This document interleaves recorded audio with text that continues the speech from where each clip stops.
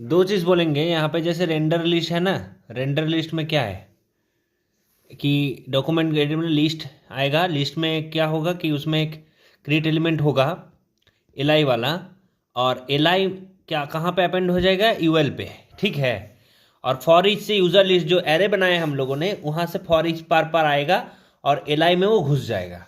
अब हर चीज़ में कुछ मतलब लोड ना करते हुए अगर मैं सिर्फ सबमिट करते जाऊँगा, एक बार सबमिट আবার লিখা আবার সাবমিট, তার মানে কি প্রত্যেকবার সাবমিট বাটনটা ক্লিক করার পর যদি মনে হয় প্রত্যেকবার সাবমিট বাটনটা ক্লিক করার পর রেন্ডার লিস্টটা আবার অ্যাক্টিভ হবে, তাহলে আবার এলআই তৈরি হচ্ছে। বাট তুই যদি প্রিভেন্ট ডিফল্টটা কেটে দিস, প্রিভেন্ট ডিফল্টটা ফর্মে কেটে দিস, মানে আবার লোড হবে, বা তুই ওয়াইন্ডে আবার যদি নিজেও ম্যানুয়ালি লোড করাস, তাহলে পুরা অ্যারেটা তো সেভ থাকছে, কিন্তু সেভ হওয়ার পরও এখানে একবার লোড হবে, তো মানে একবার আসবে, তো একবার ফর ইচে কোনটা থাকবে না, এলআইয়ের মধ্যে ইনার এইচটিএমএলটা বারবার চেঞ্জ হতে থাকবে, দিয়ে লাস্টেরটুকু শুধু থাকবে ওইখানে নিচে লেখা, ঠিক আছে।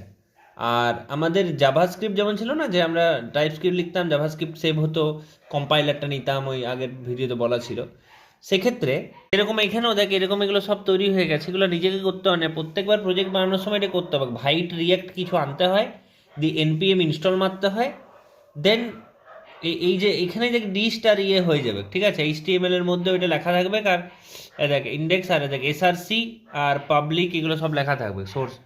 তো তুই যেখানে লিখবি, হ্যাঁ, সেখানে আমাদেরকে আবার এনপিএম রান ডেভ এটা করে দিতে হবে, তাহলেই কাজ হয়ে যাবে। এটা আমি বলে দিচ্ছি ভালো করে। সাবমিটের কারণে রেন্ডার লিস্টটা চালু হচ্ছে, কারণ এই যে রেন্ডার লিস্টটা দেখতে পাচ্ছিস, এই রেন্ডার লিস্টে কার আন্ডারে লেখা, ভালো করে দেখ।